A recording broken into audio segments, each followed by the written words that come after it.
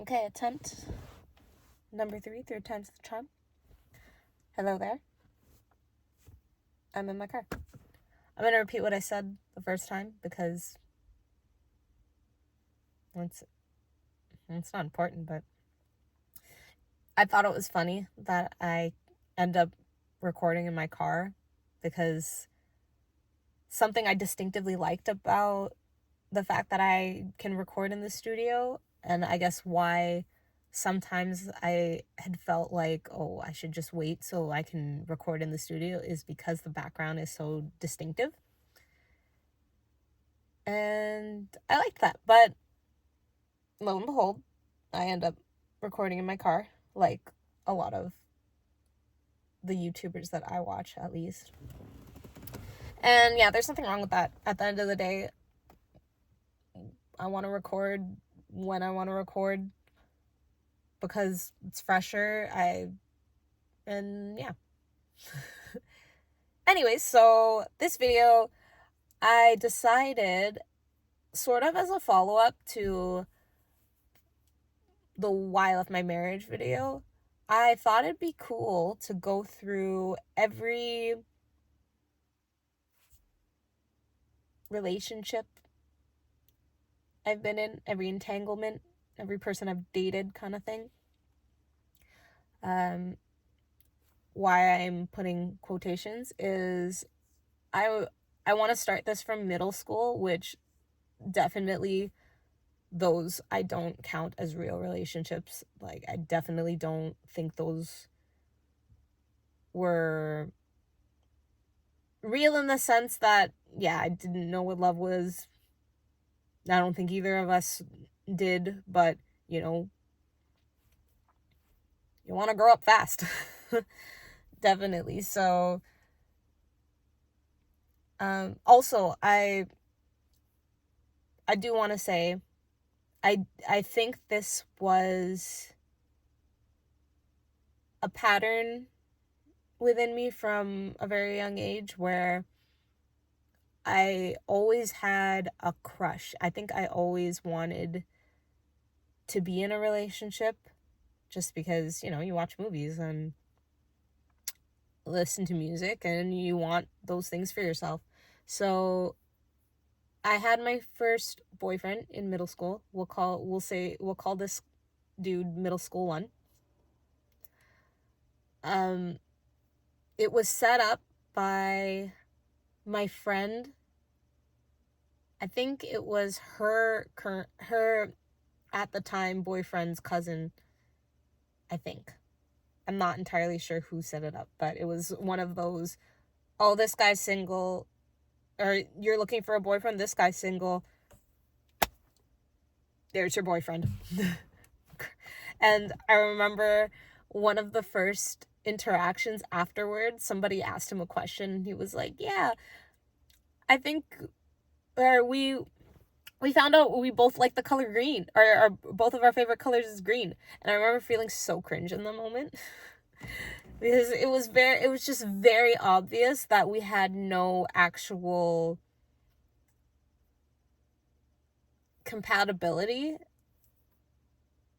But that went on for a month, and then I remember after school, about a month later, one of his friends was like, oh, middle school 1 said he's breaking up with you. And then I see him running across the street to the convenience store where everybody usually goes after school.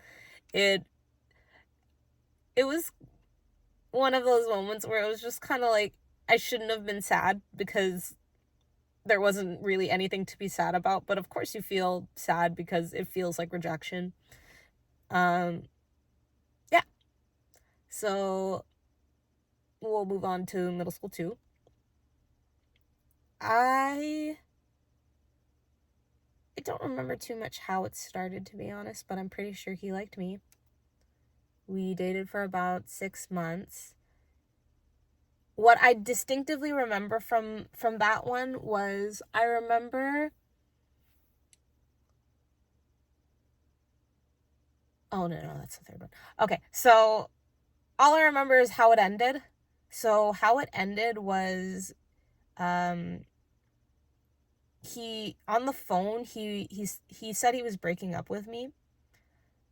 And I well, like, when he said it, I was like, okay, I don't remember if we were fighting or not, but then he called me back just a little bit after to be like, oh, I'm with ex friend or this friend, and it was a joke or it was a prank, and he told me to say it or something like that. And I just remember getting so mad and just being like, yeah, no, well, I'm breaking up with you now because that's fucking stupid. So it ended there. uh yeah, don't let people play around with your emotions like that. That's a dumb joke. And then the third one, it was also somebody who expressed interest in me. And so I grew up super Catholic. Not so much to the point where I'd say that, we did prayers all day, and my family had rituals, but I I was definitely a church girl. I spent a lot of time at church in the choir. And also my mom just has those strong ideologies, no sex before marriage kind of thing. And I feel like that stuff being instilled in me so young, and me also being a very shy person, and with the added fact that my parents were not physical affectionate people, mainly because I don't think their relationship is rooted in love either, or not in a true sense of love. um I wasn't the type, or in middle school, I never really kissed my boyfriends. I think, for number one, never got there. Number two, maybe twice, but it was like, like that kind of kiss. And the third one, I think he was more physical, and I think he really wanted to kiss me. And I just remember that eventually breaking up with him, it was mainly because I knew I wasn't ready, and I didn't like that he pressured me about it a lot. And also, I just don't think I connected with him as well.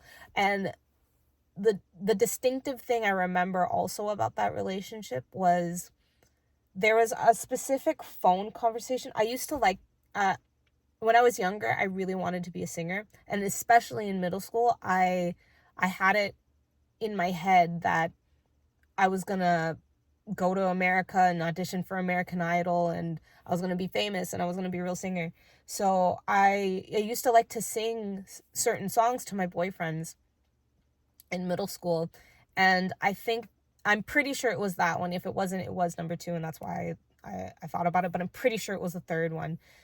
There was one time where he legitimately just told me to stop singing, and I don't, and not in a like you're bad at singing kind of way, but just almost as if it annoyed him that I was just singing and we weren't talking kind of thing. I think it was more of that, but I do think that was something early on that did hinder my confidence when it came to performing.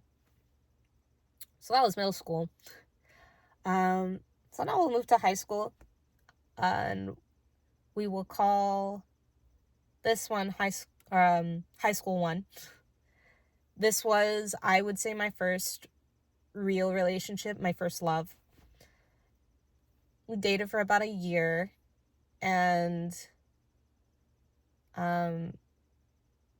going back to the whole me not being totally comfortable with kissing, I remember our first kiss so well, because not just because it was my first real kiss, but because I spent 20 minutes laughing every time he got close to me. It took so long.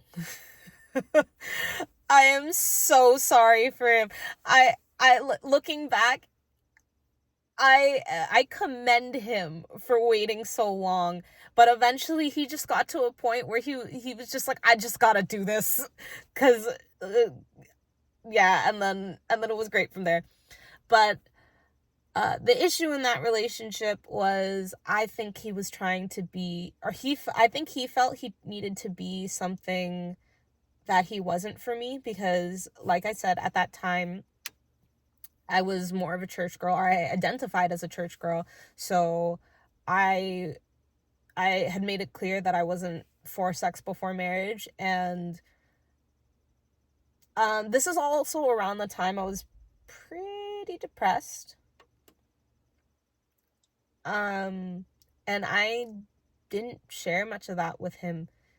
In when I say that, I mean he knew I was really sad, but I mean, for one, I didn't know why, but I also just didn't talk to him about it. I had another friend that was a guy that was in the same boat, as in he was also depressed, and I would confide in him more just because I didn't want to burden high school boyfriend number one with that. So yeah, I didn't. And I think that, yeah, that led to some insecurity for him. And eventually, somewhere near the end, he made a friend, and I remember this is when Tumblr was big, and I remember she posted something regarding him, or they had a conversation on Tumblr or something that I saw, and I remember straight up asking him if that was going to be a problem, and he said no. But then after he eventually broke up with me, he slept he decided to tell me that he slept with her 4 days after, or something like that weekend after. So for me, it felt like I I felt like it was because I didn't put out. And I do think it definitely wasn't that. And I'll get back. I will get to that. But moving on. So after that, I had a crush on, funny enough, the ex of the girl he ended up sleeping with. Um, Honestly, this is a time when, all right, this is that period, I'd say, after that first breakup. I think because it was my first love, that is a version of myself that I that was a time when I realized how easy it is to go to the dark path, because I think this this guy that I had a crush on, I'll say crush one, high school crush one, high school crush one. I think it was just one day like, we walked to the library together or something, and then there was just a little part of me that was like, I wonder if I can make him like me, kind of thing. And yeah, so we started hanging out more, and we talked about our relationship our relationships with our exes, who at that point were, I think they started to date. Either they started to date, or they were definitely fucking. So so that so I remember, I guess it was a trauma bond in a way too. Um and honestly, it probably could have gone somewhere, but then remember how I mentioned that I also had a friend that was depressed, that I confided in more than high school boyfriend one. And he ended up expressing that he loved me, but I think when he was telling me, his intentions were to say that he loved and valued me as a friend. Um and he was super honest, and I think it was one of those things where it's like, that's how I value you, but you know, like I could see more kind of thing. And even though I had already started developing something with crush 1, when he expressed that, I chose him. I think it just in my head made sense, which is also just already toxic. It was like I rebounded the rebound. So yeah, so I dated him for about 2 weeks. I realized pretty quickly that he had kind of a controlling aspect to him with money. I am the type of girl who does not want the guy to pay for everything. I get much more satisfaction in buying certain things for myself. I'm more a sentimental person. If you're going to get me a gift, I'd prefer something that's made or something that has more meaning than just any material thing. And I remember one specific time we went on a double date with one of my other friends to the movies. I didn't want anything. I didn't want anything, any snacks or anything. And he kept insisting. So eventually I said, okay, I'll take a Sprite. And then he got the biggest Sprite just to kind of flex. And I didn't like that. But the way that it ended was my fault. And even though I already had concluded that I needed to end that relationship, and this was literally 2 weeks. It was very quick. I ended up getting drunk with one of my friends that was a girl, and we experimented. And it was very selfish of me. And that wasn't the reason why I finally decided. It was that I had been talking to one of my friends about him, and then I accidentally said the name of high school boyfriend 1 instead of that person. And that's when I was like, oh, I am obviously not over the first one. But by doing the selfish thing with getting drunk and experimenting with my friend, it just made it much messier than it should have. And I was honest with him. I told him everything. And yeah, I know he was very hurt. And I'm pretty sure that I traumatized him. And I think that is the one experience where it was absolutely on me conflicting the trauma, and it was an action that was wrong of me, and that I knew I shouldn't have done. Even I think how I had justified it to myself was, oh, this is a girl, it doesn't matter. And yeah, at the end of the day, cheating is cheating. And even though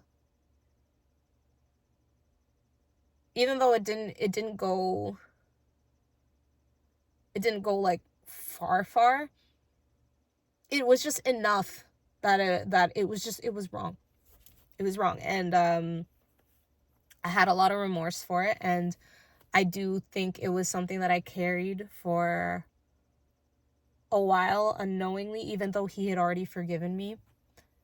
We definitely stopped being friends after a while. I had to, yeah. I remember kind of having to break up with him as a friend as well, just because I didn't think it was healthy for either of us. It was definitely one of those things where, especially because we were both depressed, it wasn't helping either one of us. It was very enabling for both of us. So after that, I definitely spent a while being single. And then in my last year of high school, I got into a situationship. So I don't really, it's not that I don't want to speak too much on it. It was actually very nice. He made me feel really safe, and it was fun. And yeah, he did make me feel like I was worth something, if that makes sense. It was one of those things where as soon as we started talking one-on-one, and then he started flirting with me, it was physical right away. So I already knew what he wanted, and we didn't have to discuss any details. So, oh, 1 second.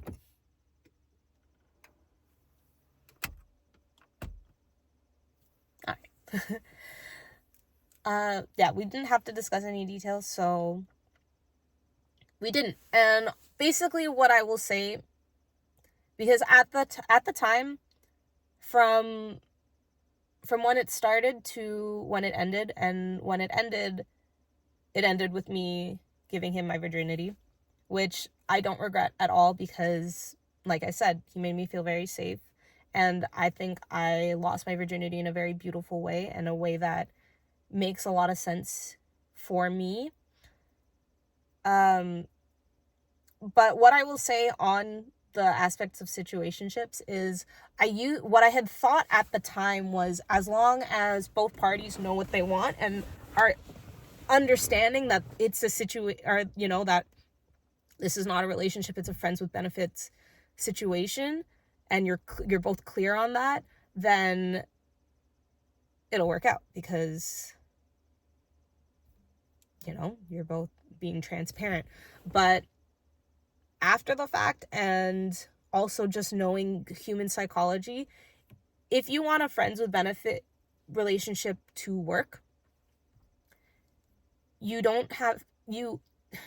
not only do you have to be clear about that. It has to be stated. You both have to say what that is what you want. You have to have boundaries. You have to discuss the boundaries, because if you just kind of both assume, it leaves it open. And I think that makes situationships so much more dangerous, because, or even more so sometimes than an actual breakup, because for an actual breakup, yes, you're gonna have that fog, that initially, where you think, oh, what if this person changed or whatever. But because you gotten the chance to actually experience the relationship, you also eventually can pinpoint why it didn't work out, or you can pinpoint the problems that you actually had. Whereas for a situationship, it's just up in the air if you don't discuss anything ever. And then if you also don't get proper closure, because I had thought for so many years that yeah, I knew, because basically, I guess how it ended, after I gave him my virginity, I remember leaving, and I just remember thinking, like, because I had said that it was a beautiful experience for me, and I remember leaving really happy. But I also remember this voice in my head saying, don't get too excited about this. He only wants your body. And I kind of just stopped it there. And, or, not that I stopped it, but I didn't get much communication from him after. I think we saw each other once, and it felt, or at least the way that we looked at each other, it was flirty. But then, yeah, I didn't hear from him again. And like, kind of like I guess my toxic trait was that I wanted to be in a relationship. I wanted something solid, and that's why I didn't look any further for that. So after that, I dated this, I was seeing this guy for 3 weeks.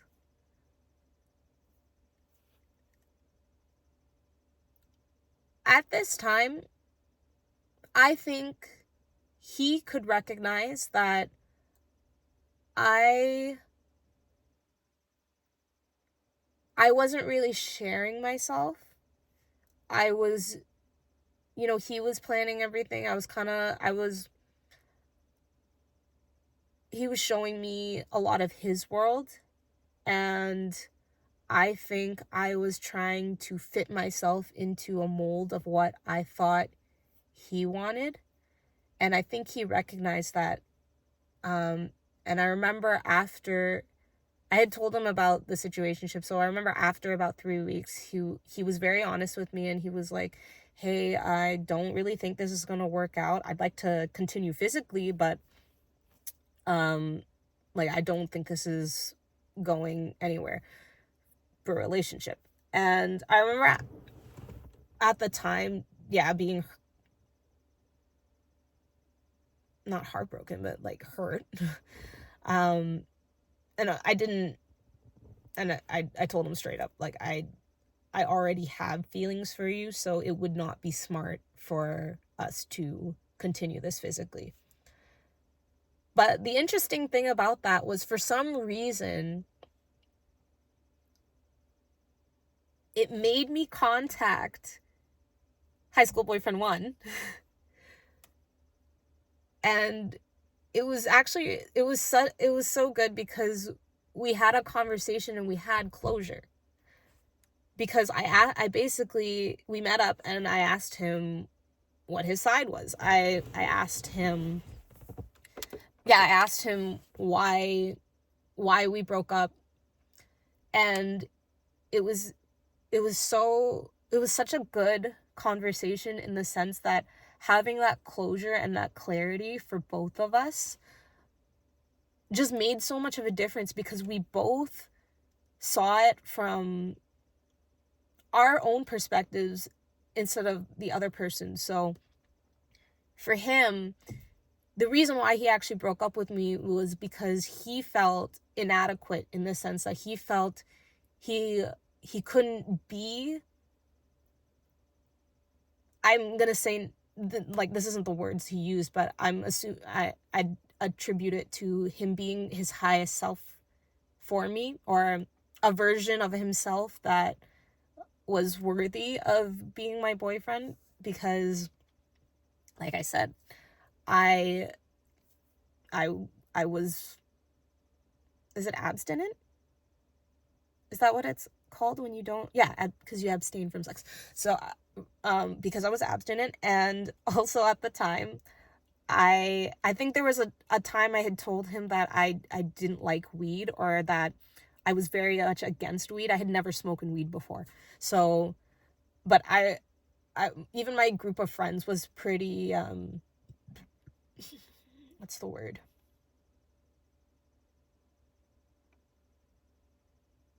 I don't know, we didn't do that stuff. I barely drank either. We didn't party. It wasn't that kind of group of friends. That's hilarious, because he actually was the one that ended up being my introduction into weed. He was the first person I smoked with. But it was actually so funny to me that he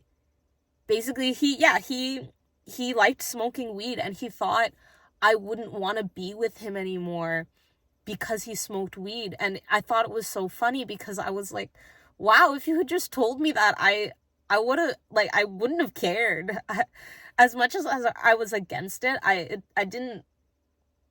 I've always been a very open-minded person, so I probably would have just ended up trying it earlier. But yeah, it was those two things. And so I told him my side about how I thought it was because because I was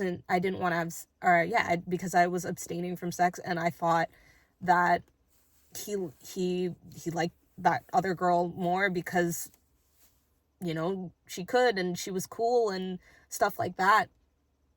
And I remember there was an assignment when we were in high school, or when I was still in high school, where you write a letter that you're never gonna send, and it was to him. And during that clarifying conversation, I let him read it.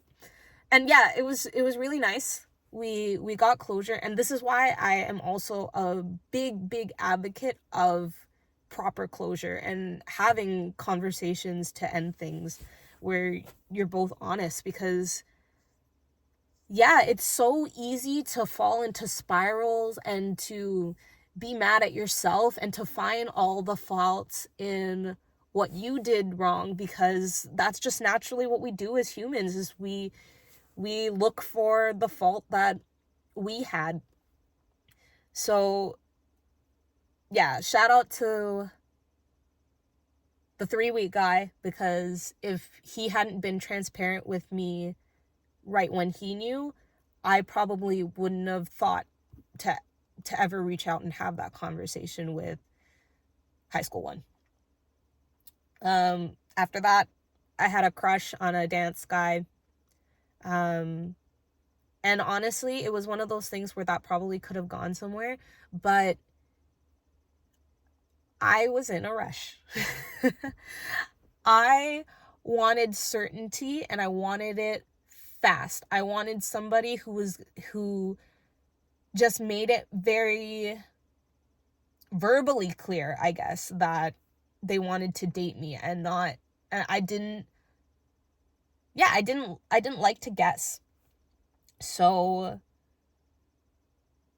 I ended up, at that time I was working at a dance studio, and I guess I'll call him my supervisor. One of my supervisor's brothers had seen me and told him he liked me, and then we started talking, and then I got in a relationship with him. So we will call this one just boyfriend number 2. This relationship was my most traumatic. Sorry.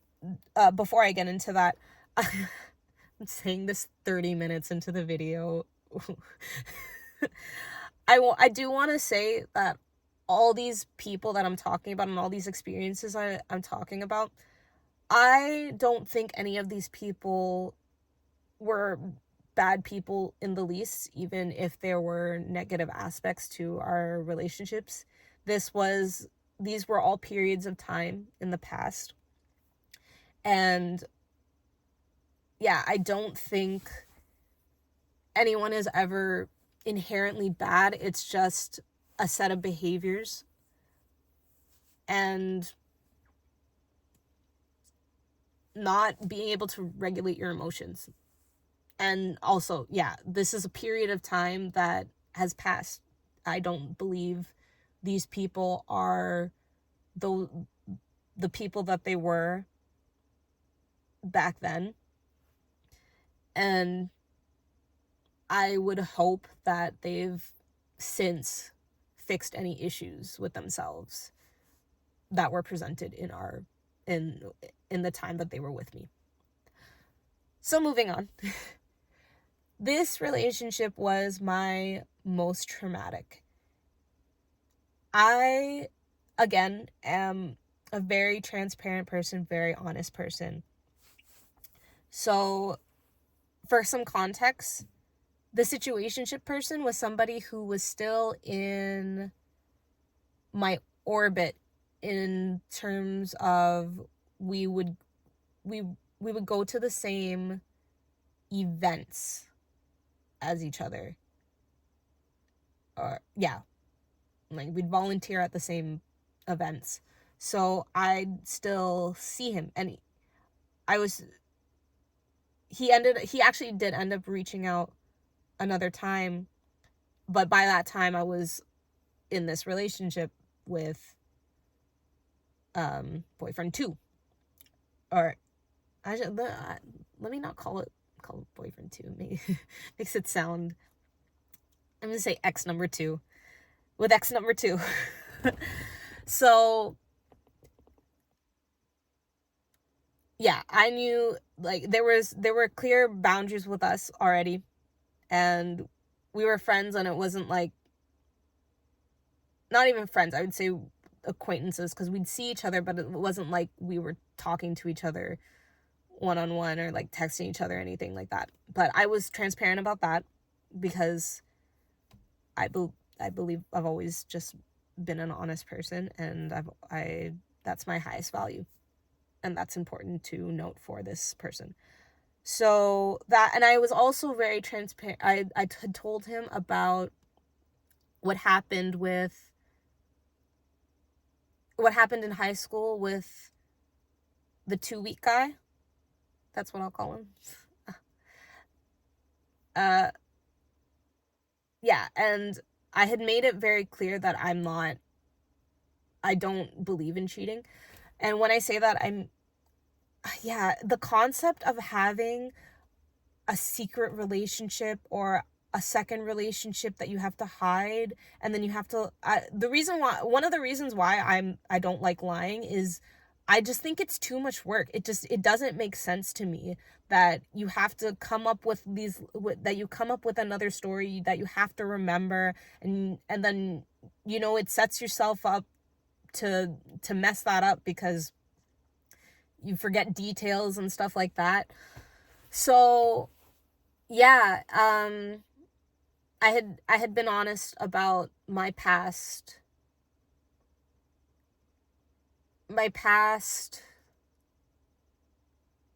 I was gonna say my past failures, but yeah, I had just been very honest about my past. And this ex at the time was very insecure, and I didn't know it because I didn't know him well enough.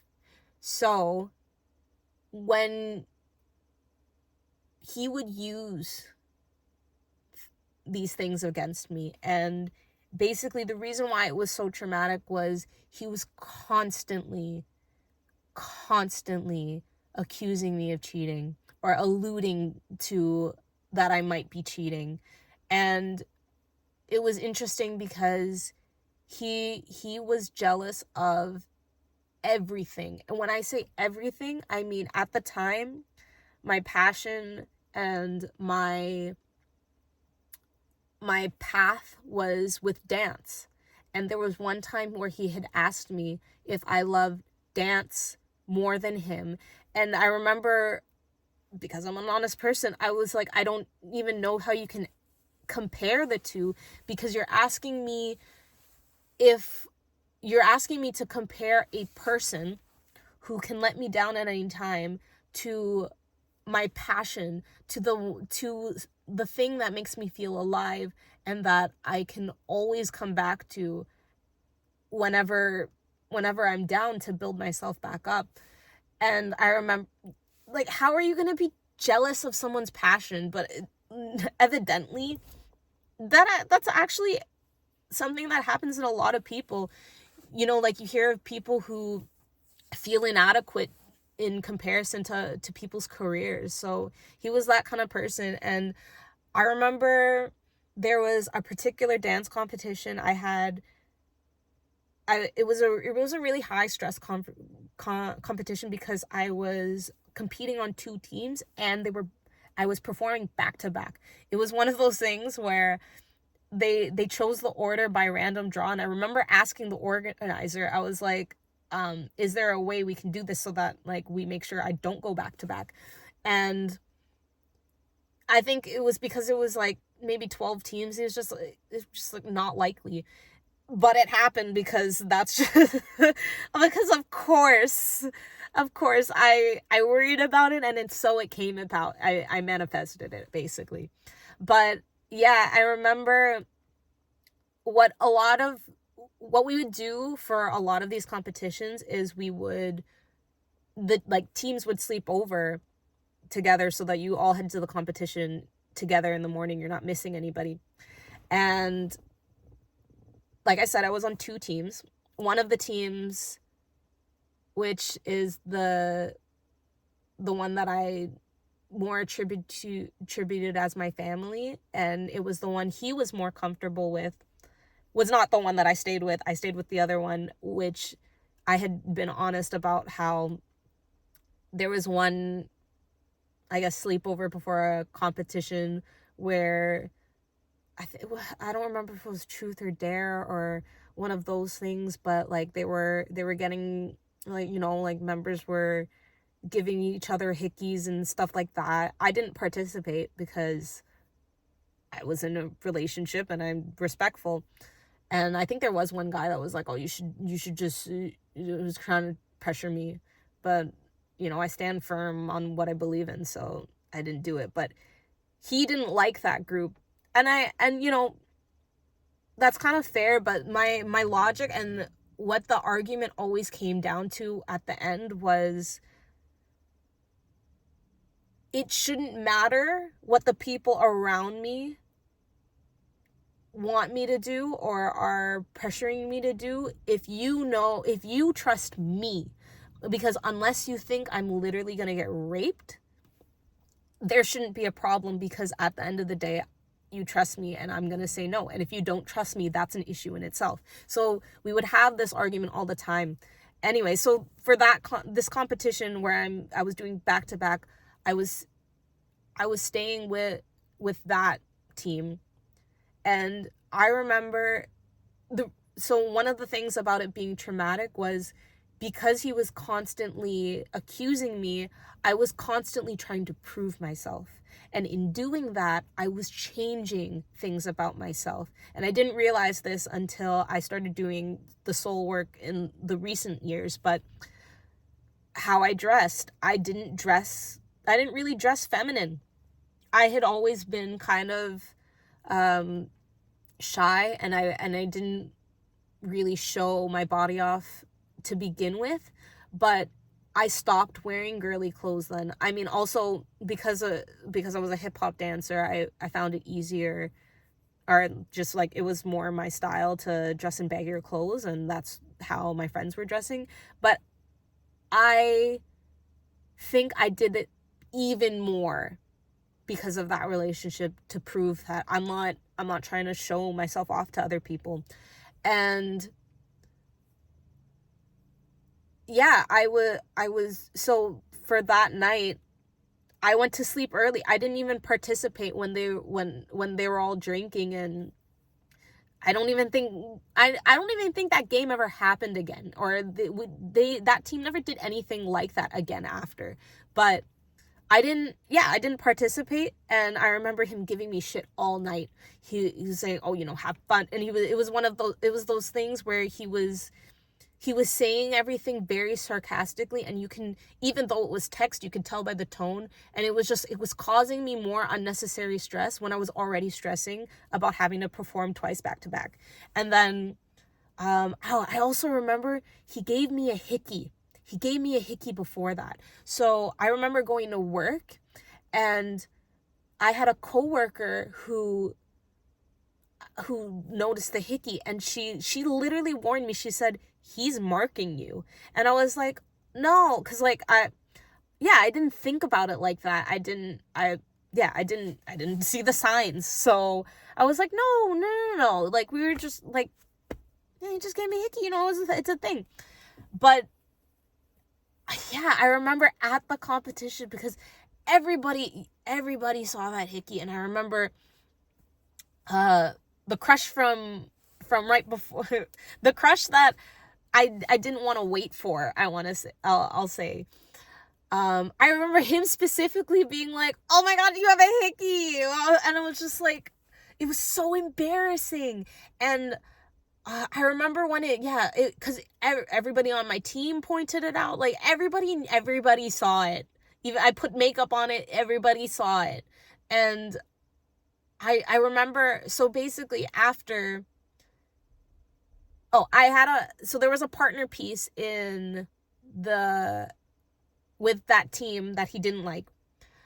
I told him about the partner piece, and he gave me so much shit for it after the performance, because he obviously came to watch the performance. And I remember when he came, he was acting like he hadn't been talking shit to me the night before, and I remember just not wanting to be around his energy. And then after, I had every intention to break up with him. I was going to break up with him. I told him how that whole scenario made me feel, and he he said, oh, you know, he was basically like, I understand what I did. I'm sorry. I can't change overnight, but I'm going to change.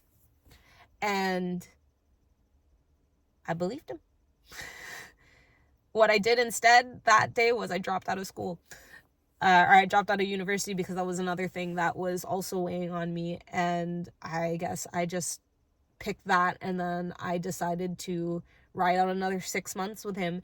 And it was so much worse. Because I was bending over backwards trying to get him basically to trust me. And every time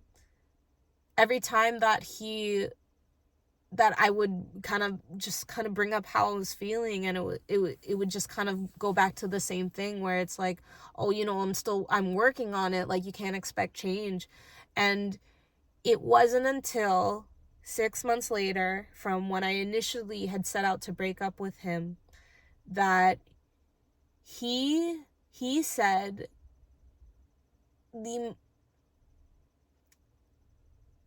it was just so shocking to me, because basically I was changing myself. I stopped drinking at some point in this as well, just to prove that, you know, I'm never going to be in a state of mind where I'm going to make the wrong decision because I'm this committed to you. And yeah, I changed parts of my identity to yeah, like making myself smaller, making myself, I guess, yeah, less feminine, less attractive, like just making my energy smaller and smaller and smaller. And then there was a point where there was a day where he said something basically throwing the situationship in my face. And in that moment, I realized that if I am not safe from my past, from a time where I didn't even know this guy, and he's gonna make it sound like I cheated on him before I even met him, I can't win. That was when I realized that I could not win. And I was like, yeah, this is done. This is done, because I had been doing so much to show him that I was never going to cheat on him in the future. So when he brought up my past, it was literally like, yeah, what can I do? What can I do? And that fucked with me. That fucked with me for at least 2 years. And what's messed up about that is I ended up starting the relationship that was my marriage maybe 3 months or so after that breakup. So I started that relationship already in a negative, you know, like already, like not really, even though I knew I didn't ever want to be with him again, I hadn't fully processed it. I hadn't worked through that trauma. So I was bringing that trauma into that relationship. I remember I would spiral, not just thinking, how could I let myself stay in a relationship like that for 6 extra months when I had already known what the outcome was going to be? Why didn't I trust myself? And yeah, I think that was one of that made me going back on my intuition in that decision very much hindered my confidence, because it was only up until this year that I even realized that was a pattern that I had, that sometimes I would know what something was, and I knew that it had to end, or I knew that it was done, but I would, what's that thing about beating a dead horse? Yeah, I guess I keep beating the dead horse. We're trying to revive it. Still thinking about potential. Um, yeah, so I guess that's my relationship history up until I had gotten to the last one and gotten married and left that. Now I'm single.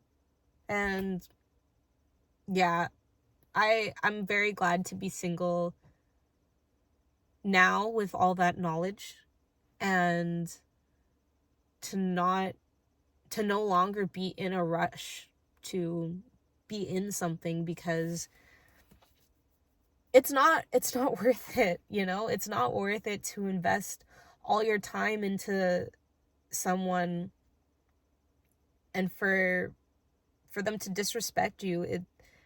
I guess moving forward,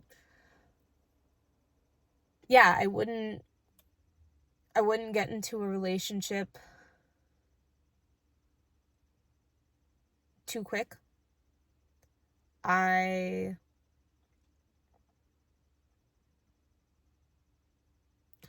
gonna have to have a lot more deep conversations. What I think I would look for is this person aware of their own negative patterns?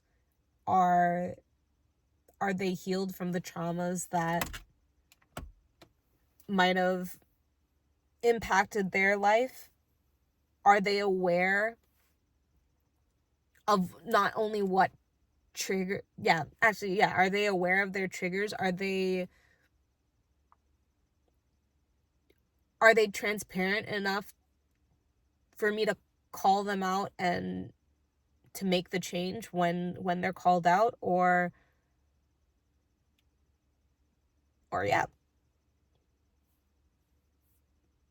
that, and like, yeah, do our passions align and stuff like that. And I am a big believer in flow and divine timing, and especially now.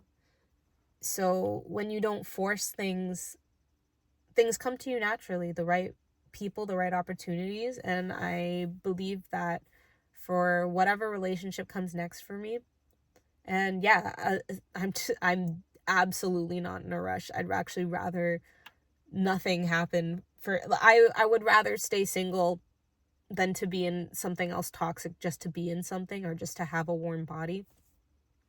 Why do I want to talk about the situationship again? I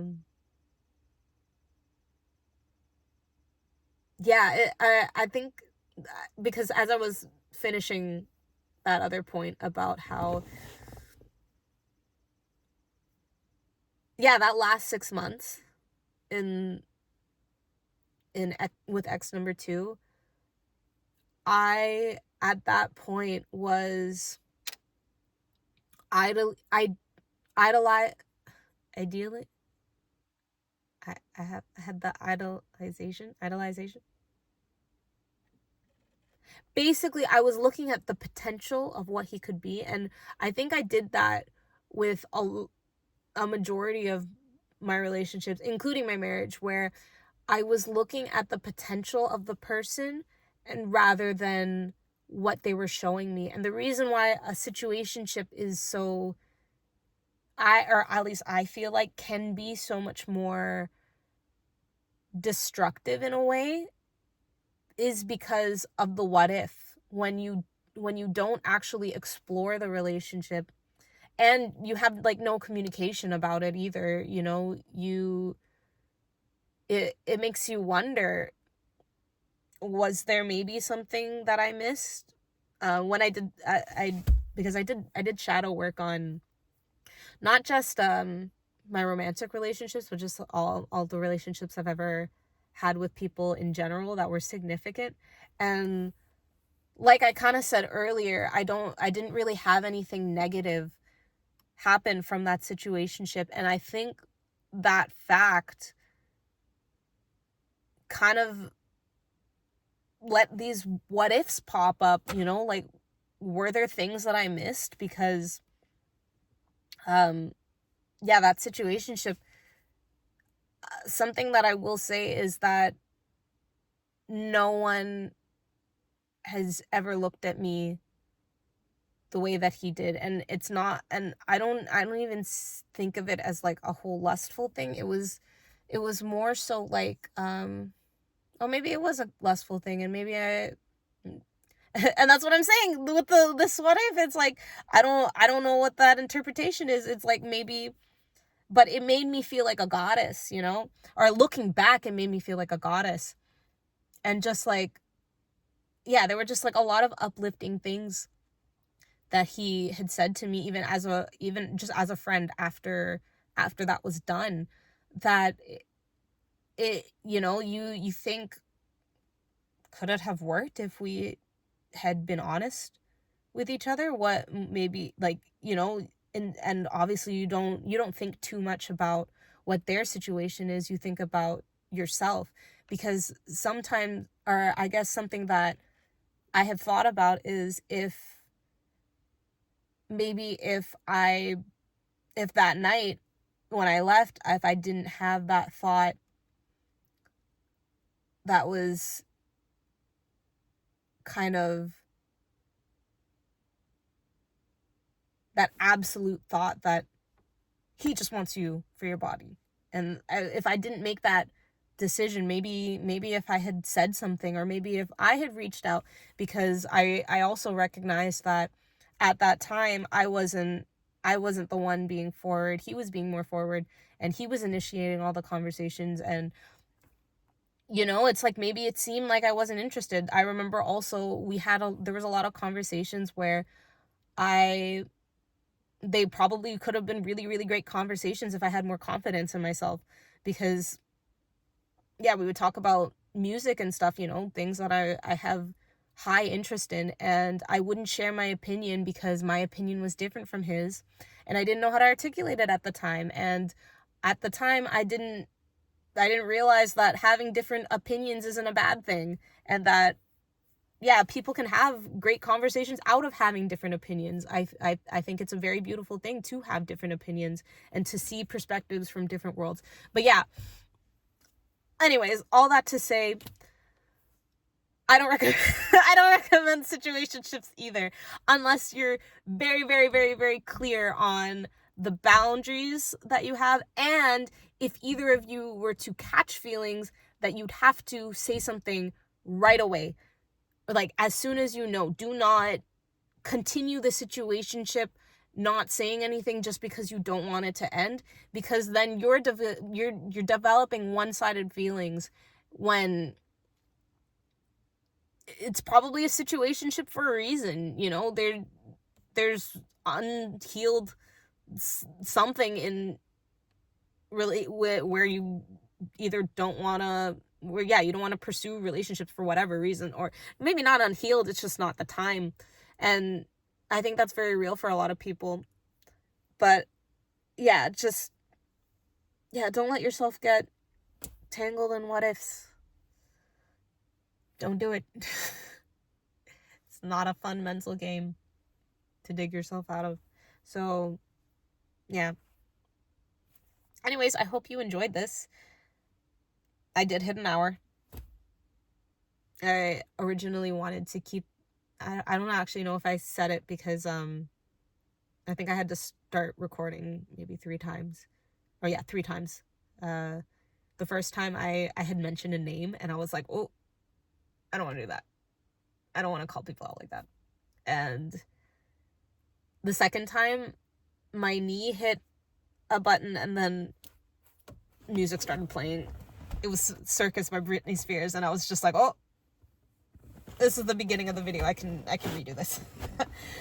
Anyways, yeah, so I hope you like that, and I hope it was insightful.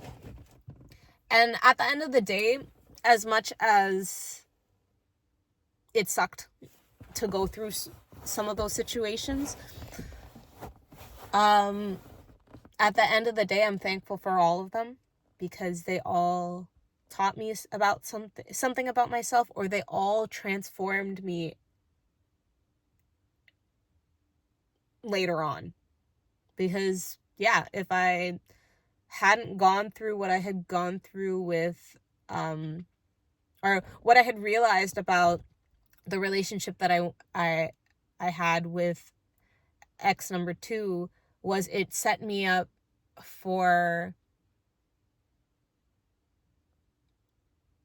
a later issue, or it prepared me for another issue that was similar with a friend a couple years after that. And then again in this year, specifically with my mom. And it when I say it's setting it, what it set me up for was when people don't respect you, or when a relationship isn't working for you, put up the boundary or leave it alone. I say put up the boundary if it's something like family, where I can't, not that I can't cut off my mom, but when it comes to boundaries with my mom, and I think I might make maybe I'll make a video for this separately, because that was a recent thing that happened. Actually, I'm pretty sure there should be an early rambles that comes out about some of the recent hardships I've had with my mom. But I really, now I am the type of person where when someone is not treating me right, I no longer hesitate to call them out on it. I also don't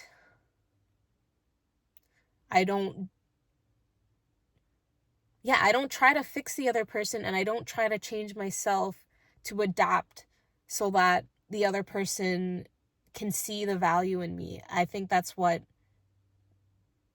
that taught me, was that I kept taking value away from myself to save something that I couldn't save, because at the end of the day, they are their own person with their own traumas, and if they are not choosing to fix whatever is going on with themselves, then I have no control over that. And I know I said I wasn't gonna talk about the relationship with my marriage, but that was actually how one of the things that I realized no, he wasn't being toxic. It's just I realized things about him that he is who he is, and he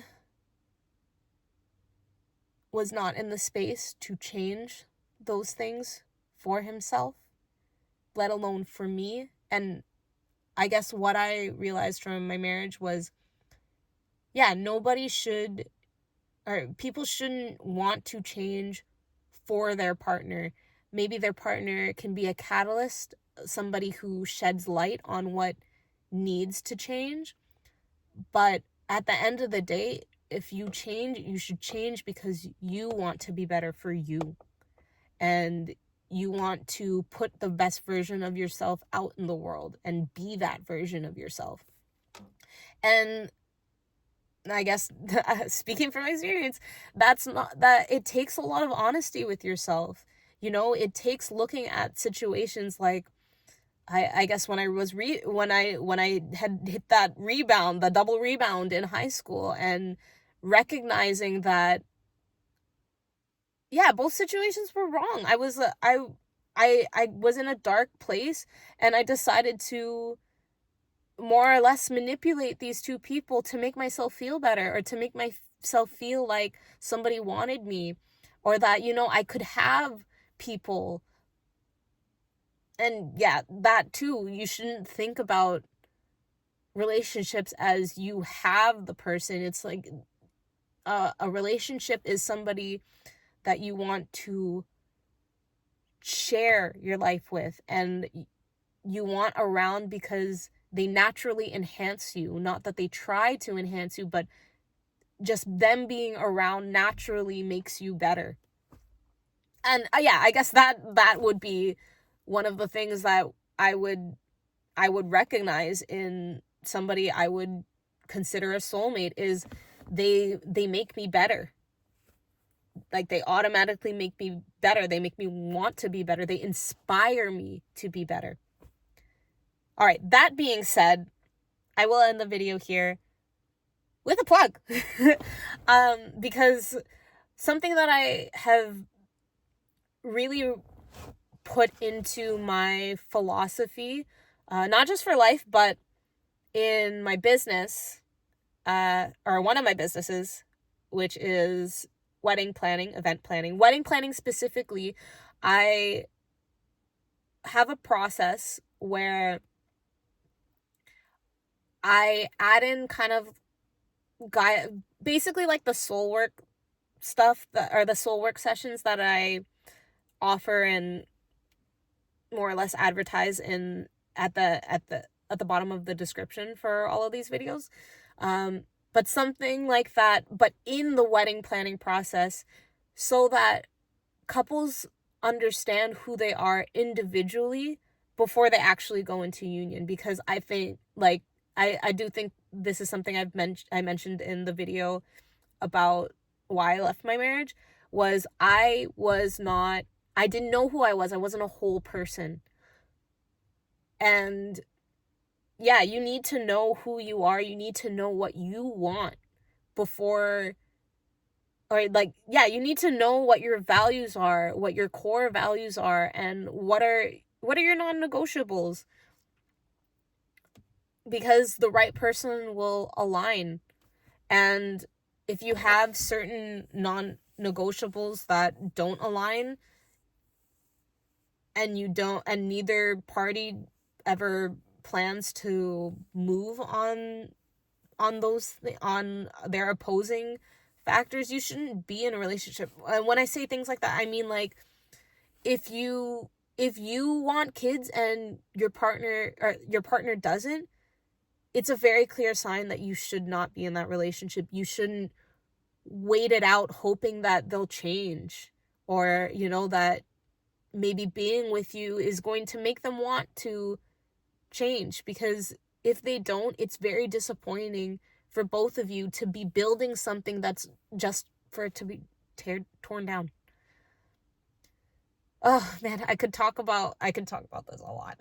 I can talk about just relationships in general, and shoulds and shouldn'ts, or I guess, yeah. But, for future videos, let me know what you want to hear. Yeah, if you want to hire me as a wedding planner, destinations. Or if you're in Toronto, of course, if you're in Toronto, hire me. All right, bye. Thanks for listening.